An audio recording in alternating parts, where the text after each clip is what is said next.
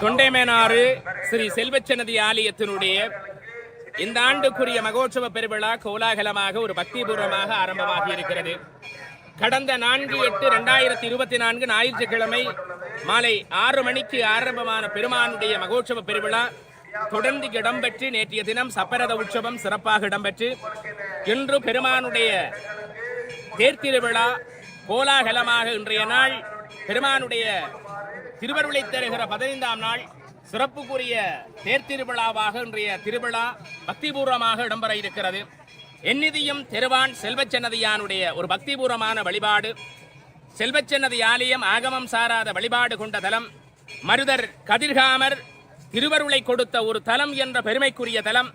அழகான சித்திரத்தேர் உலகத்திய வியந்து பார்க்க வைத்த எம்பெருமான் தமிழுக்கு தலைவன் முருகப்பெருமான் வீட்டிலிருந்து அருளுகின்ற ஆனந்தமாக உல்லாசமாக வேண்டி வரும் அடியவர்களுக்கெல்லாம் பேரானந்தத்தை கொடுக்கிற வள்ளல் வீட்டிருக்கிற தலத்தினுடைய பெருவிழாவில் இன்றைய தேர்திருவிழா இடம்பெற இருக்கிறது. பக்த கோடிகள் எல்லாம் நாலாபுரத்திலிருந்தும் அலைகடலென திரண்டு வரப்போகிறார்கள். நிம்மதி தருகிற தலம் என்றால் அது செல்வச்சன்னதி அல்லவா? கோடான கோடி அடியவர்களை தன்பாலித்த குமரன் குடிகொண்ட கோவில் அல்லவா? அடியார்களே, மருதர் கதிர்காமருக்கு இடைச்சிறுவனாக இருந்து அந்த பெருமானோடு இந்த வள்ளியாற்றங்கரையிலே முருகப்பெருமானுக்கும் அந்த கதிர்காமருக்கும் ஒரு கலந்துரையாடல் இடம்பெற்றது. அந்த கலந்துரையாடலிலே, முருகா, திருவருளை தருகின்ற என்னை ஏன் வந்து சோதிக்கிறாய்? நான் குலத்தொழிலாகி இந்த தொழிலை செய்கிறேனே, இன்னும் என்னை ஏன் நீ துன்பப்படுத்தி பார்க்கிறாய், துயரப்படுத்தி பார்க்கிறாய்? என்னை எதுக்கு சோதிக்க வந்தாய் என்று கேட்க, சோதனை இல்லை கதிர்காமா, உலகத்தை உய்விக்க நான் இந்த பூலோகத்திலே இந்த மண்ணிலே அவதரிக்கப் போகிறேன். அதற்கு ஏற்ற ஆள் நீதான். நானா இந்த புறவியை எடுத்தது பெரும்புண்ணியம் அல்லவா? என்ன காரணம்? கதிர்காமா, ஒன்றும் பேசாதே, நீ அக்கறையிலிருந்து இக்கரைக்கு வா, இந்த பூவரச மரத்தடியிலே இருந்து சற்று நாங்கள் பேசிக் கொள்ளுவோம் என்றார். ஆகா முருகா, இது என்ன சோதனை? உன்னுடைய பேரருளை இந்த இடத்திலா நீ காட்டுவது என்று கேட்டுவிட்டு கதிர்காமன் அக்கறையிலே வந்து இந்த முருகனோடு அமர்ந்து கொள்ளுகிறார். ஒரு கரையிலே முருகப்பெருமானும் கதிர்காமரும் உரையாடி கொண்டிருக்கிறார்கள். அப்போது முருகப்பெருமானை பார்த்து இந்த கதிர்காமர் கேட்கிறார், முருகா, எனக்கு பூஜை தெரியாது, புனஸ்காரம் தெரியாது, எப்படி உனக்கு பூஜை செய்ய போகிறேன் அப்பா? நான் எதுவும் படிப்பறிவில்லாதவன். இந்த ஜீவன உபாயத்தை கொண்டே வாழக்கூடிய எனக்கு நீ ஏனப்பா சோதிக்கிறாய்? அப்படியல்ல கதிர்காமா, நீ உன்னுடைய அகக்கண்ணினாலே நீ பூஜை செய்ய போகிறாய். ஒரு முறை கண்ணை மூடிக்கொள் என்றார். கதிர்காமர் கண்ணை மூடிக்கொண்டார். கதிர்காமம் தென்பட்டது. அந்த கதிர்காமத்தினுடைய பூஜை முறைகளை முருகப்பெருமானுக்கு மெய்யினாலே உணரக்கூடிய வகையிலே, அகக்கண்ணினாலே உணரக்கூடிய வகையிலே முருகப்பெருமான் ஒவ்வொன்றாக காட்டி கொடுத்தார். அபிடேகங்களை காட்டினார், வாயை கட்டி மௌன பூசை காட்டினார். ஆகா, என்ன அழகு முருகா, நீ கனவிலே வந்து விட்டாய், நினைவிலே வந்து விட்டாய் என்று ஆனந்தத்திலே திளைத்தவர் முருகப்பெருமான் உடனே ஒரு வெள்ளி வேலை கொடுத்து எம்பெருமானுடைய திருவருளினாலே அந்த வெள்ளிவேல் இந்த கையிலே இருக்கட்டும், இது பூவரச மரத்தடியிலே அமரட்டும் என்று இடையராய் வந்து கதிர்காமர் ரட்சித்த முருகப்பெருமான் கொடுத்து கொண்டார். அந்த வேலை வேண்டி ஊண்டியவுடன் ஒரு சின்ன குட்டகை வைக்க வேண்டும். முருகா, என்ன குட்டகை அமைப்பதற்கு முன்னர் உனக்கு என்னப்பா நைவேத்தியம் படைப்பது? அடியேன் சிறு தொழிலிருந்து அன்றாடம் வயிற்று பிழைப்பு செய்கிற நான் எப்படி உனக்கு கோவில் அமைப்பது? உனக்கு எப்படி நைவேத்தியம் செய்வது? கதிர்காமா, நீ வெண்பொங்கல் எனக்கு படைத்தாலே போதும் ஐயா. எப்படி செய்வது? வெண்பொங்கல் 64 ஆலமிலைகளிலே ஒவ்வொன்று ஆலமிலைகளாக புடுங்கி வெண்பொங்கலை பொங்கி அதிலே வாழைக்காய் கறியும், பாகக்காய் கறியும், இயலாவிட்டால் கத்தரிக்காய் கறியும் அதிலே வைத்து நீ எனக்கு பூஜை செய்தால் அதை நான் மனதார ஏற்றுக்கொள்ளுவேன். ஏன் முருகா 65 ஆலமிலையை நீ தேர்ந்தெடுக்கிறாய் என்று கேட்டபோது 63 நாயன்மார்களுக்கும் எனக்கும் உனக்குமாக சேர்த்து 65 ஆலமிலையிலே நீ அமுது படைத்துக் கொள். ஒரு காலத்திலே இது அன்னத்துக்கு குறைவில்லாத ஒரு தலமாக பல்லாயிரக்கணக்கான அடியவர்கள் இந்த தலத்தை தேடி வருவார்கள் என்று முருகக்கடவுள் சொன்னார். முருகா முருகா முருகா என்று நாமங்களை உச்சரிக்க தொடங்கிய கதிர்காமர் முருகன் அந்த இடத்திலே இருந்து அவரை விட்டு நீங்கினான். பெருமானுடைய திருவருளினாலே கதிர்காமர் இந்த இடத்திலே ஒரு சிறு குடில் அமைத்தார். முருகனுக்கு பூஜை செய்தார். ஒவ்வொரு நாளும் பூவும் தண்ணீரும் கொண்டு முருக நாமத்தை எல்லாம் சொன்னார். முருகன் அவருடைய எண்ணத்திலே உதயமானான். அந்த ஆலயம் மெதுவாக எழுந்து கதிர்காமர் வழிவந்தவர்களினாலே இன்றைக்கு ஆகமம் சாராத வழிபாடு கொண்ட தலமாக இன்னொன்றை கதிர்காமர் சொன்னார். எப்படி என்று சொன்னால், முருகன் சொன்ன அருள் ஞானம். நீ உன்னுடைய சந்ததி என்ன செய்ய போகிறது என்றால் இந்த சன்னிதானத்திலே ஒன்றை நீ செய்து கொள்ள வேண்டும். ஆடல், பாடல், கூத்து, சின்னமேளம், பெருமேளம், எந்த ஒரு ஆடை பெரும் அலங்காரங்கள் எல்லாம் இங்கே ஆலயங்களில் நிகழ்த்தக்கூடாது. ஒருமித்து பக்தி வழிபாடோடு சேர்ந்த தலமாகத்தான் இந்த தலம் விளிர வேண்டும் என்று சொன்னது போல இன்றைக்கும் கதிர்காமர் அந்த ஆதனத்திலே எழுதியிருக்கிறார். எப்படி என்று சொன்னால் இந்த ஆலயத்திலே எந்த விதமான ஆட்டங்கள், ஆடங்கள், நடனங்கள், கூத்துக்கள் இங்கு இடம்பெறக்கூடாது. அதாவது கலை சம்பந்தப்பட்ட கிராமிய கலை சம்பந்தப்பட்ட நிகழ்வுகளை தவிர எந்த நிகழ்வுகளும் இந்த ஆலயத்தில் இடம்பெறுவதில்லை. அவ்வளவு சிறப்புக்குரிய தலமாக தொண்டைமனாறு விளங்குவது அதுதான். அடியார்களே, செல்வ சன்னதியிலே வந்துவிட்டால் பசியார பசிக்குணவு கிடைக்கிறது. நிம்மதியான மரநில்கள். என்ன அலங்கார கந்தன்! ஏழையும் பணக்காரனும் செல்வச் சன்னதியில் ஒன்றுதான். குமரனோடு பேசலாம், அவனோடு ஆரவலாம். அன்றைக்கும் செல்வச் சன்னதியிலே ஒரு ஆறு பாய்ந்து கொண்டிருக்கிறது. அது வெறுமாறு அல்ல, வள்ளியாறு. அந்த வள்ளியாறு தொண்டமான் என்கிற மன்னனினாலே அமையப்பெற்ற ஒரு ஆறு. அதனாலே தான் இன்றைக்கு செல்வச் சன்னதியானுடைய தேர். அடியார்கள், இந்த தேரை பற்றி சொல்ல நினைக்கிறேன். ஏனென்றால் இலங்கையிலும் இந்தியாவிலும் பெரிய தேர் என்றால் செல்வச்ச நதியானுடைய தேர்தான். இலங்கை சிப்பாச்சாரியார்களும் இந்தியா சிப்பாச்சாரியார்களிலும் அமைக்கப்பட்ட ஒரு சித்திர தேர். வண்ணமயமான திருக்கோல காட்சியை ஒரு வருடம் தான் அந்த தேர் ஓடியது. அடுத்த வருடம் ஈனர்களினாலே அது தீக்கிரையாக்கப்பட்டது. தீக்கிரைக்கு இரையாக்கப்பட்ட ஈனர்கள் ஒரு முகாமிலே தங்கியிருந்த போது 7 பேருக்கு மேலே ஒரே நேரத்திலே சென்று அவர்களை தாக்கி அந்த இடத்திலே பூண்டோடு அழிந்தார்கள். மீண்டும் அர்ச்சனை கூடையோடு சன்னிதானத்துக்கு படையெடுத்து வந்தார்கள். முருகன் அவர்களை சோதித்தான். அற்புதமாக பல்லாண்டு நெடுங்காலம் இருந்த ஒரு சித்திர தேர், ஒரு வருடம் ஓடிய சித்திர தேரினாலே உலகமே வியந்து பார்த்த தேர் மீண்டும் புத்துயிர் பெற்றது. 3 தேர்களாக முத்தேர் விளம்பரப் போகிறது. அழகான இந்த தேர் ஏன் விளம்பருகிறது என்றால் தேரிலே 3 பாகங்கள் இருக்கிறது. ருத்ரபாகம், பிரம்மபாகம், விஷ்ணுபாகம் என்று 3 பாகங்களை தன்னகத்தே கொண்டது. அங்கே உயிர்நாளமாக கலசம் இருக்கிறது. ஏன் கலசத்தை பார்க்கிறோம் என்றால் அது ருத்ரபாகம் என்றால் அழித்தல் தொழிலை தருகிறது. அதை முதன்மைப்படுத்தி இருக்கிறார்கள். ஆணவம், கண்மம், மாயை என்று சொல்லப்படுகிற மும்மலங்களை அழிப்பதற்காக முருகப்பெருமான் விளம்பரப் போகிறான். அந்த தேருனுடைய வடக்கயிறு. இப்போது அந்த வடக்கயிறு இல்லாது விட்டாலும் அது ஒரு காலத்திலே கடலிலே வந்தது. செல்வச்ச நதியானுடைய வடக்கயிறு. அதனாலே தான் இந்த செல்வச்ச நதியானுடைய தேர் பார்க்க பல்லாயிரக்கணக்கான லட்சம் அடியவர்கள் வருவார்கள். இந்த ஆலயத்திலே சித்தர்கள் நடமாடும் பூமி ஐயா. இது ஆடுவார் ஒரு புறம், பாடுவார் ஒரு புறம், பிதற்றுவார் ஒரு புறம். பாருங்கள், ஒருவர் இரும்பு கம்பியை எடுத்து நெஞ்சிலே அடித்துக் கொண்டிருப்பார். இதை பார்க்கிறவர் எல்லாம் அவன் ஒரு பைத்தியக்காரன் என்று சொல்லுவார்கள். ஆனால் ஒரு கம்பியை நாங்கள் நெஞ்சிலே ஒரு முறை அடித்து பாருங்கள், ஒரு நாள் அடித்து பாருங்கள். எத்தனை வருடமாக நெஞ்சிலே அந்த கம்பியை தாக்கி ஏதோ சொல்லி அடிப்பார். பேந்து பார்த்தால் ஒரு சுடு மணலிலே தனக்கு மேலே அந்த மண்ணை அள்ளி போட்டு படுத்திருப்பார். இந்த செல்வச்ச நதியாலும் இப்படியான கம்பியினாலே அடிப்பவரை தேடிப்போய் ஆசீர்வாதம் பெறுவார்கள். அது மாத்திரமல்ல, அங்கே ஆலயத்தினுடைய காண்டாமணியை நினைச்சால் ராஜேஸ்வரி அம்மாவை நினைக்கலாம். ஒரு அம்மா இந்த ஒரு கண்ணை மூடிக்கொண்டு அறுதுயில் கொள்வது போல மணியை எந்த நேரம் அடித்துக் கொண்டிருப்பார். இப்போது அவர் இயலாத நிலையிலே அவருடைய இல்லத்துக்கு சென்று விட்டார். அவரை கூட அவர் இருந்த இடத்தை இப்போதும் தொட்டு கும்புறவர்கள் இருக்கிறார்கள். நடமாடும் சித்தர்கள் வாழுகிற பூமி கூடிய வடமராட்சி மண்ணிலே பழங்கொழிக்கும் பதியிலே அற்புதத்தை சொன்னால் அடங்காது.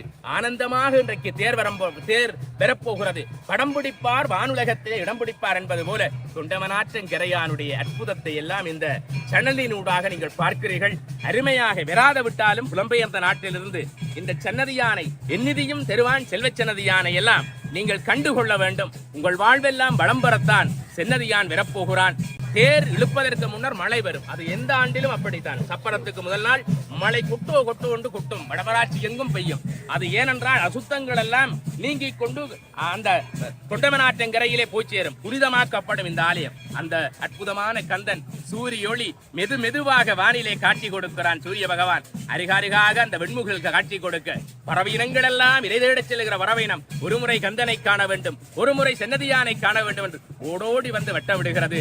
ஓரறிவு கொண்ட தாவரம் முதல் 5 அறிவு கொண்ட அந்த கால்நடைகள் முதல் 6 அறிவு கொண்ட பகுத்தறிவு கொண்ட மனிதன் வரையும் செல்வச் சன்னதியில் நிறைந்திருக்கிறார்கள். உங்கள் எல்லோருக்கும் செல்வச் சன்னதியானுடைய பேரருள் கிடைக்க வேண்டும். நீங்கள் வளமோடு வாழ வேண்டும். அழகான இயற்கை வளங்களோடு தேர் அலங்கரிக்கப்பட்டிருக்கிறது. நுங்கு, கமுகு, அங்கே வாழை, அலங்காரம் சிறப்பாக இருக்கிறது. 4 தேர்கள் இருக்கு. யசுர், சாமம், அதர்வனம் என்று வேதங்களை தரக்கூடிய தேர் அங்கே காட்சி கொடுக்கிறது.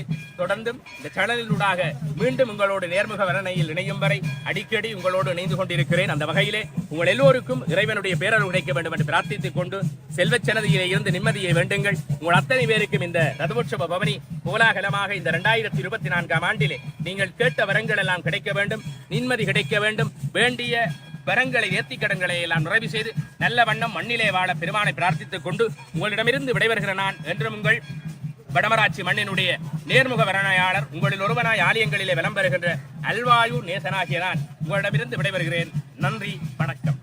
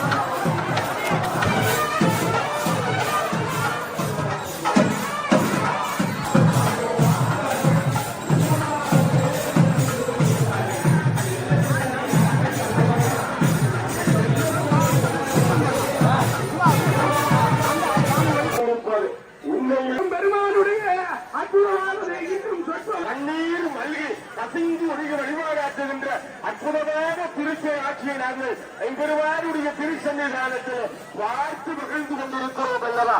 ஆனால்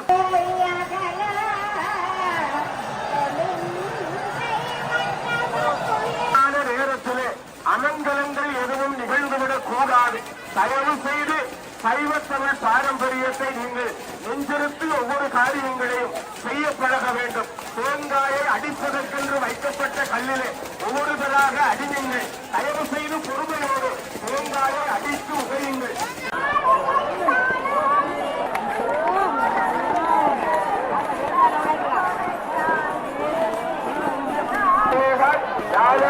அடியவர்கள் வந்துவிட்டார்கள் என்று பார்க்கிறோம்.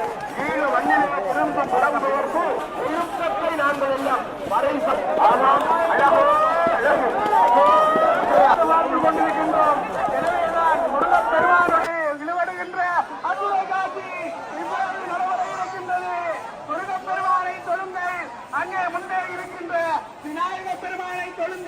தியாகப் பெருமானின் சித்திர தேரானது அங்கே அற்புதமாக ஆடிய பின்னு அங்கே அழகாக அங்கே வந்து கொண்டிருக்கின்றது. அதை தொடர்ந்து எம்பெருமானுடைய சித்திர தேரானது இங்கே அழகாக ஆடி அணைந்து இங்கே நீதியிலே கம்பீரமாக வந்து கொண்டிருக்கின்றது. இந்த காட்சியினை காண்கின்ற அடியவர்கள் எல்லோரும் அரோரா.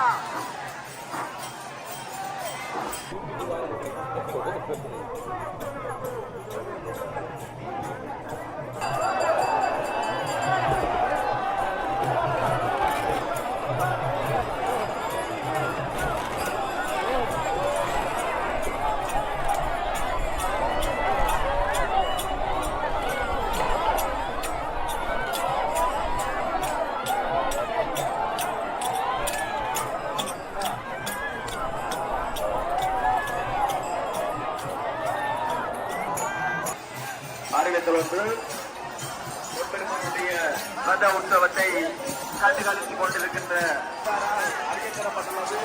தயவு செய்து